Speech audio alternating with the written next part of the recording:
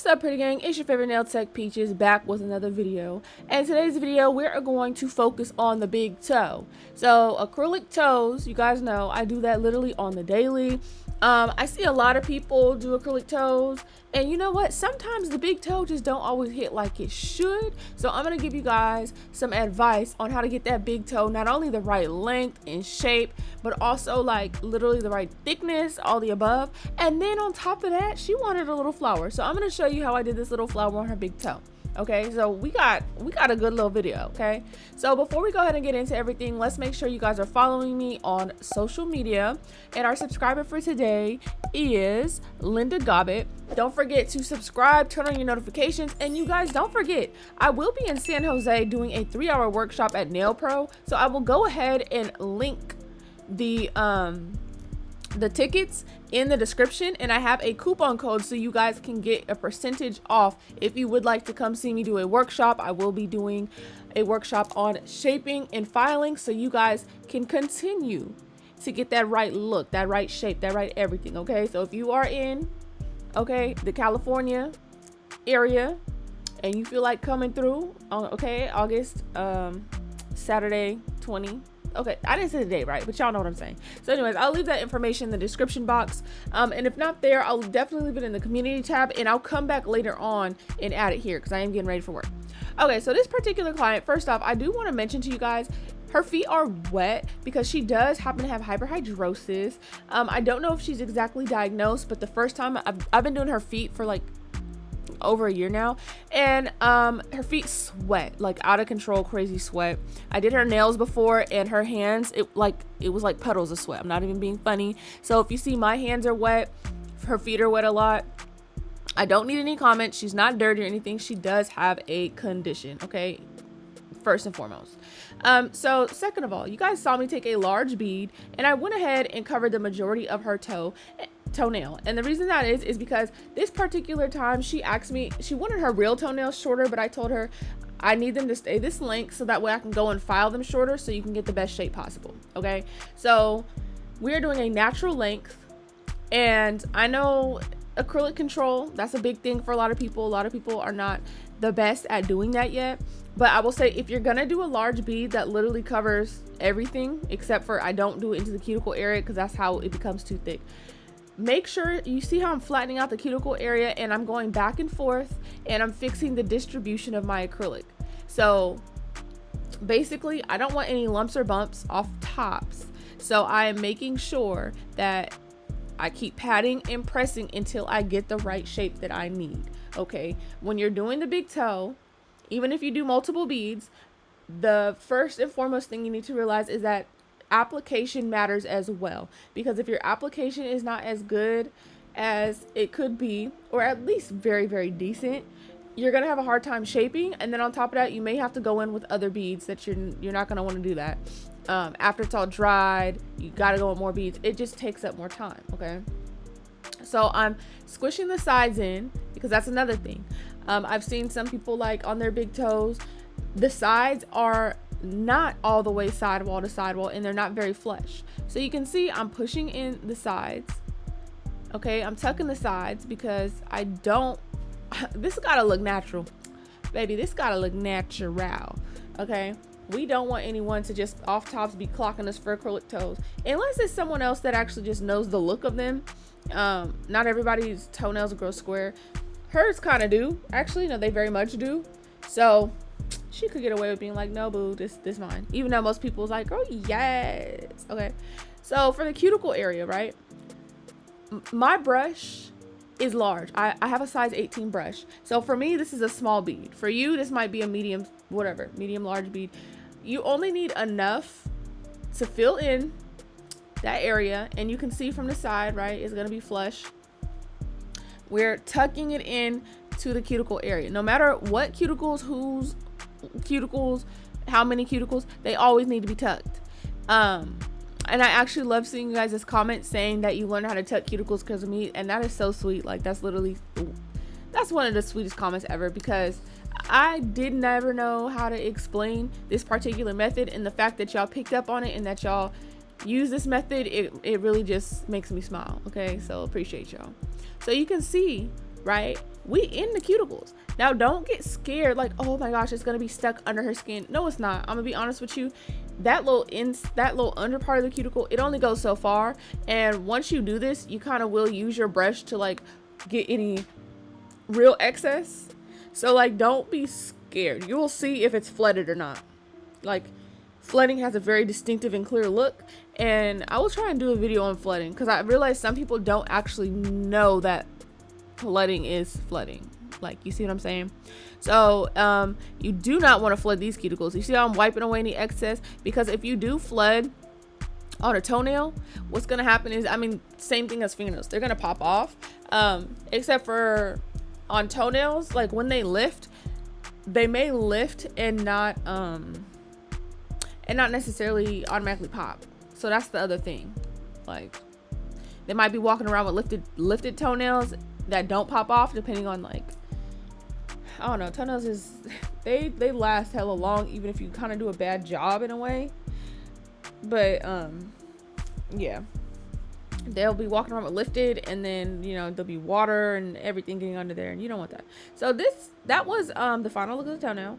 So we're gonna get into filing and everything. Okay, so the application, whatever technique you use, you just need to know, do a good job so that way you have less work later, and make sure the cuticle area is flush. Okay, I used to have a problem, like, it's like, oh, I'm trying to add strength for the toenail, you know, like, oh, well, my apex. But it's like, you really don't need a for real apex. Like, you just need an even thickness from the rooter to the tutor. Okay, so now when I'm going filing, right, we are focusing on making sure everything is flush. You need to file all around the cuticle area, even on the sides. Okay, because the way some people have very deep sidewalls, a sidewall is like that, literally like the side of the like toenail meat in that area, right? Boop, boop, boop, boop, boop. Some people have deep sidewalls that, like, if you stick something there, you can pull stuff out, if that makes sense. Like, if you look on, well, I don't know if y'all really look at people's toes, but it's just it can be deep. And honestly, when you're putting acrylic there, you got to make sure that you tuck it there too, not like all the way deep down, but in a way so that way it's not bulging. So you want to make sure that everything is nice and flush. Okay, and I will not lie to you guys, I am almost out of frame a little bit because like I said, her feet are wet a lot.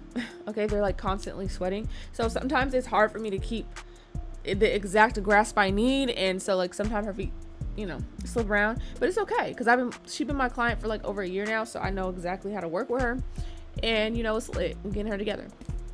So at this point, I'm probably messing with my drill because if y'all know, I'm having problems with it. Someone told me to get a Melody Susie. I was like, girl, this is a Melody Susie. I do have a review of this drill, but I just basically, it changes speed on its own, which is kind of dangerous. Okay, I'm not even gonna lie to you. I'm not saying that you'll have this problem if you get this Melody Susie drill or whatever, but I was having problems. Okay, like, I don't even go above 3,000 RPMs, and like the way it sounds like it be at like 6,000 RPMs, I'm like, excuse me, no ma'am, no ma'am. Like, so yeah, that's probably what I was doing. So you guys always know, in the front of the tip area, I always make like a little C curve. If you guys don't know, C curve is not like curved nails or anything. It's literally at the tip of the nail, that like U shape, that little C shape that everybody be having for real. That's what that is. Just some lingo for y'all, because a lot of people ask me like, oh, I love your C curve tips. I'm like, baby, I don't use C curve tips. That's like a hella specific thing. Okay, they're just regular curve tips. But yeah, so and then I make sure I go along the sides because I want to make sure I get as best shape as possible. Now the underneath, do not ignore that, because you need to make sure everything looks very crisp and concise. We want this to look like a real toenail, okay? And you don't want it so thick that it's just looking like a chunk of hunk, or whatever the hell you want to say. But you, like, we know it's not going to be like paper thin, and you don't want it to, otherwise it's not going to last. So it's a fine line between enough strength and thickness there versus like, okay, this is very flush and very nice and very cute, etc., etc. Okay, so we are gonna go ahead and continue shaping, and you guys know look from different angles. That is the best advice I have, especially for the big toe, because you don't want it to go ahead and be lumpy, be bumpy. We do not want that. Okay. So you just really want to make sure that you are focusing your file in the right areas, so that way you're getting the smoothest appearance. This is why I always say, like, I like to use a hand file for doing all types of smoothing over the surface. I really only use my e-file for like the C curve, for small crevices, you know, sealing the cuticles and stuff. But when it comes to actually smoothing over the surface, I love using my hand file, because it just, there's so much surface area on the file versus a little e-file that you don't get any lumps and bumps, and you can get everything down to like a nice smooth surface. So when doing the big toe, what you really need to do, since I am supposed to be giving y'all, you know, some little tips and tricks, is just make sure you're keeping it at an angle that you are going to be able to file everything down straight. Because I do notice sometimes people's toes, like the big toe, is not all the way at the right angle, like something is a little off. And from filing from this angle, sometimes the underneath part, like where the C curve is, sometimes you can see that from the top. You don't want to be able to see that from the top. Like from the top, you want a nice straight horizontal line at the tip of the toe. You don't want to be able to see any like horseshoe shapes. You don't want to be able to see the angle of the C curve from the top. So just make sure you keep that in mind when you're filing and doing it. I'm so sorry, I damn near got the hiccups or something. Doing everything, because you just want to make sure that it looks as natural as possible. So I am going to continue to go back and forth until I get my finished result. A lot of people ask me, like, how do you know when to stop filing? There's just, everybody has their own certain look that they like to see. So when I stop, it's because I have seen that look that I like to see. So doing the C curve is also a way of, you need to be able to see under your toenail.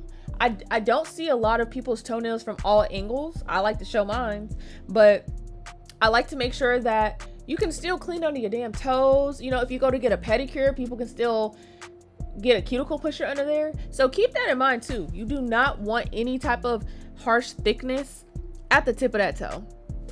It's going to throw everything off, and that's just something that you're just not going to want to deal with and see. So keep going until you feel like you've reached your desired look. So you're going to see me keep going back and forth, because like I said, she wants a natural length. She wanted a length that was shorter than her real toenail.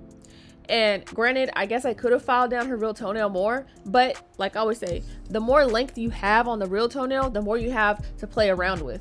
And you would rather make something a little too long and, you know, deal with it later, rather than, hey, this is way too short and you got to fix it now. So that's another thing to keep in mind. The big toe is crucial. Okay. You got to know what's the difference between a nice natural length and like, okay, this is just simply way too short. Okay.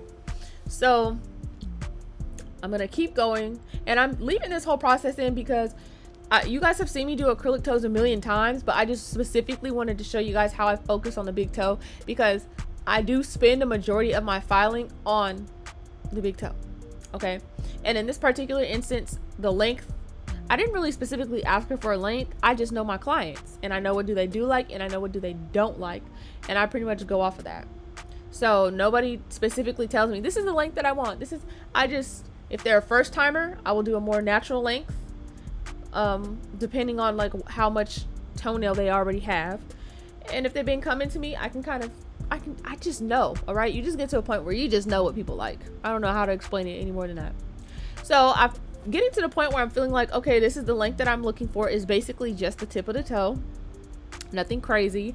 And I'm going to go ahead once again and file underneath. You see how you can still see under there? You see there's no craziness under there? That's what you want. And so for this particular method that I do, right, I file a while and then I'll go ahead and thin it out, because if you keep trying to file and it gets super duper thick under there, you're not going to be able to continue to file at the correct angle. You got to get rid of some of the thickness, and filing on top of the toenail is going to get rid of the acrylic that's actually attached to the toenail for the like strength it needs. So that's why I go under with the C curve, because that's getting rid of the excess acrylic that I don't need. Okay. And then I'm making sure everything is super duper straight, using my e-file to kind of like go under. And then I go ahead and move and make sure everything's straight. And you can see how it's at the tip of the toe. You cannot see the C curve from the opposite side. And you saw how you could see underneath the toenail. Those things are like my main check marks for toenails. Okay. Boom. And we like to make sure everything is nice and flush. But do you see how like there's not too much extra product? Everything is nice and flush. It's giving very natural. Okay. And I feel like it's just looking great. So at this point in time, I'm looking to see like, is there anything I need to fix? I'm doing my last final touches. And to be honest with you guys, this did not take more than like maybe like an hour 15 or something like that. Like, because we're about to put on a flower. So I'm going to show you guys how I do that. I haven't done a flower on acrylic toes before, but she wanted to do one. And I was like, you know what? That's cool. So after I filed everything else, you can see where everything's at a natural file length. That middle toe next to the big toe, I filed it down as low as I could, but based on how that toenail grows, it's a little longer than the others. Like I can only file down so far before I start cutting her skin. So that's why it looks a little bit longer, because you remember you have to work with what the client has. And sometimes toenails and toe shapes and everything come in all different shapes and sizes. So that's kind of as far low as I could file safely. So that's what we did. And it was based on the length of her natural toenails as well. Okay. So I'm going to go ahead and start by putting a little rhinestone like I always do. If you guys have not seen me do 3D flowers, I have a couple tutorials on here, like in-depth explanatory tutorials. I go ahead, place my glue, and then I think I sprayed some glue dry spray, resin spray, whatever, so that way when I go with the acrylic, I don't want the glue to be wet. Otherwise what's gonna happen is my freaking brush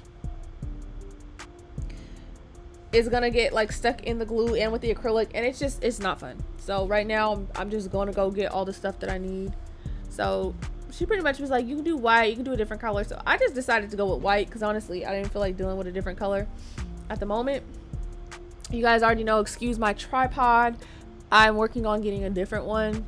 I'm about to do some research on some like better quality ones than what I have. Like this one is very sturdy and nice quality, and I like how it grips my phone, but like child, I don't like how you have to move and bend it to the position that you want. Like it's not like a crane. So we're working on that.